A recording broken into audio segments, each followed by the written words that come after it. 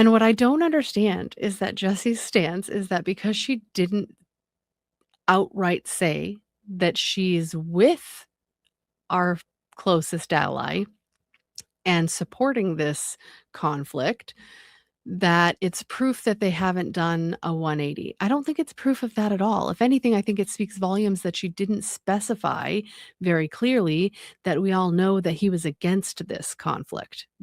Hello everyone, welcome back to the channel. Today I wanted to cover a clip from one of Jesse on Fire's recent videos.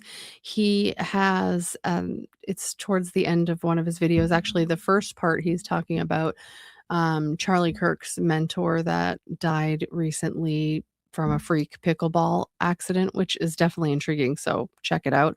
I might dig into that too at some point, but I wanted to touch base on the clip at the end of that video where he shows this clip that's been going around of Erica Kirk.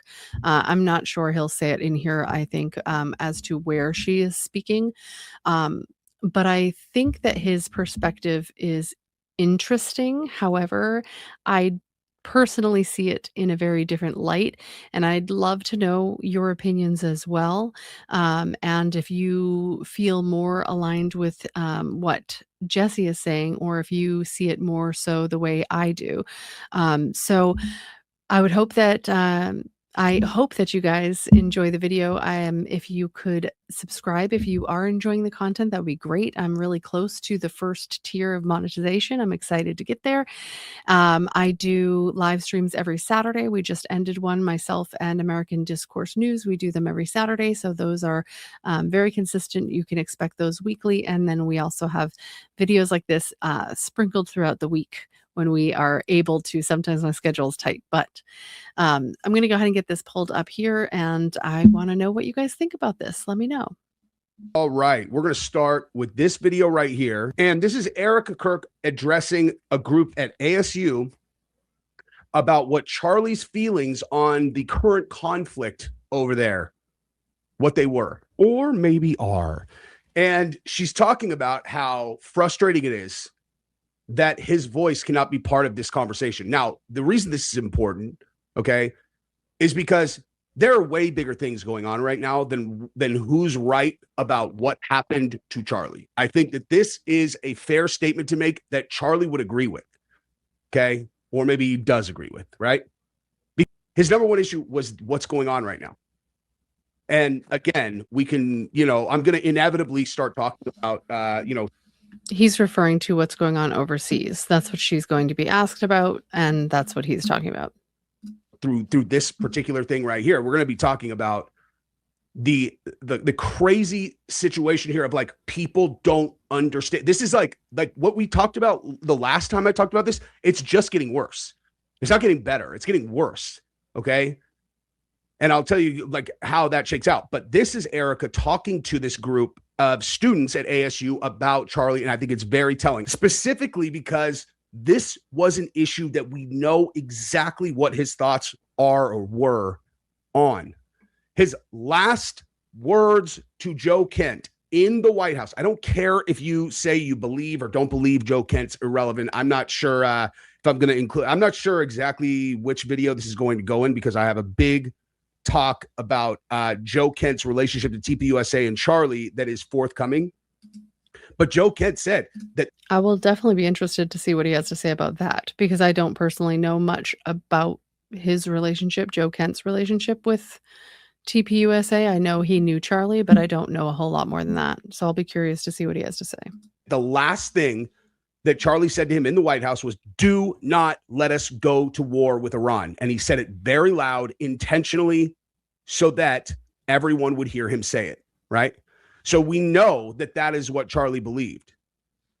Do you think that Charlie did not? I mean, like, and Erica's point here is that everybody keeps quoting him.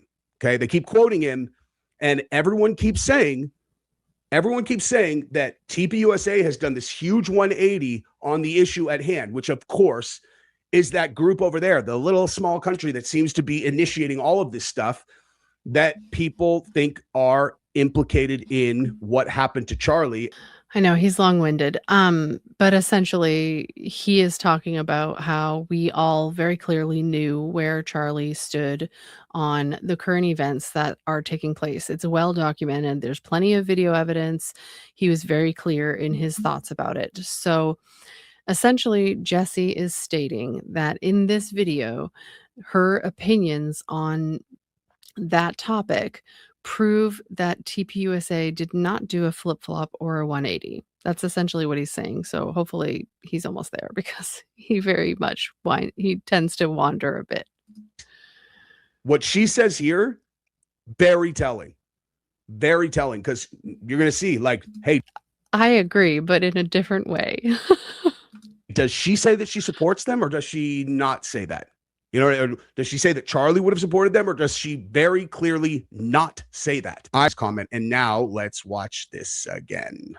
I put the kids to bed and I thought to myself, you guys are in our backyard. And I was really frustrated that you guys weren't able to have the counter tabling for the Enough America tour, and that really pissed me off.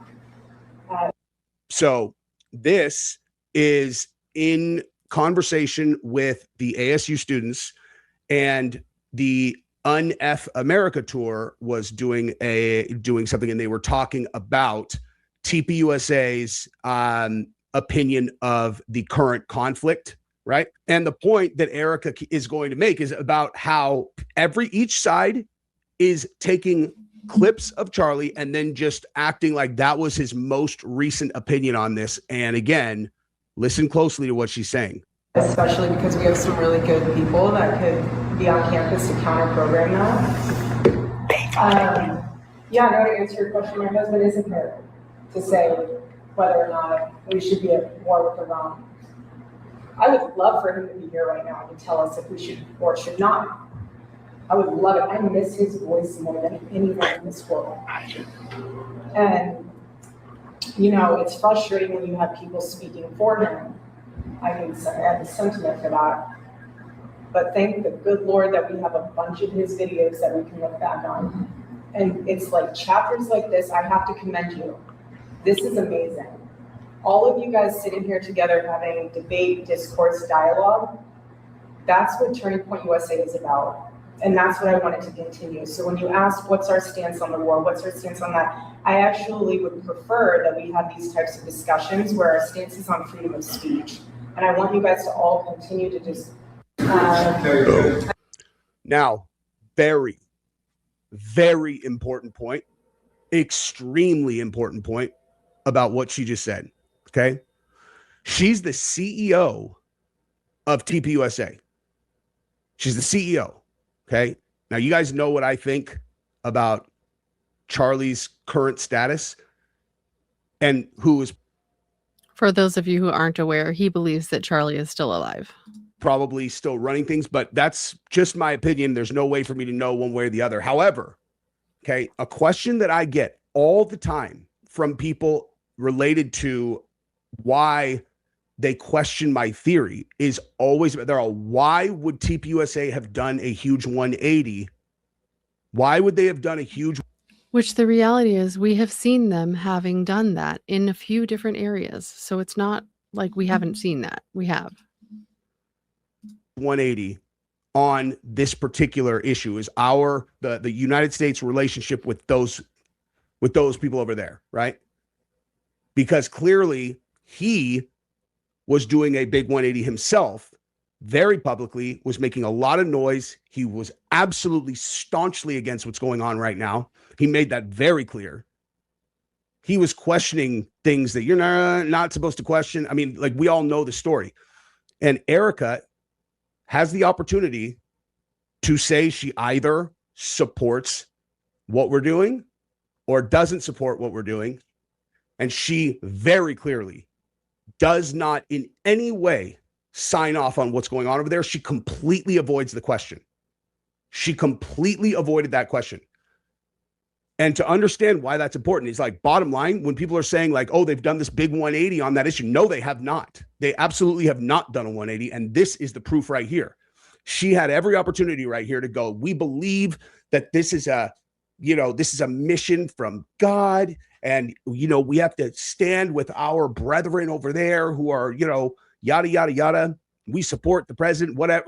However she wanted to answer that, where she made clear that she is with the decisions that have led us into this conflict, which is the number one priority of those people over there that everyone thinks are responsible for this situation. And she didn't support it at all. Did not indicate in any way that she supports it.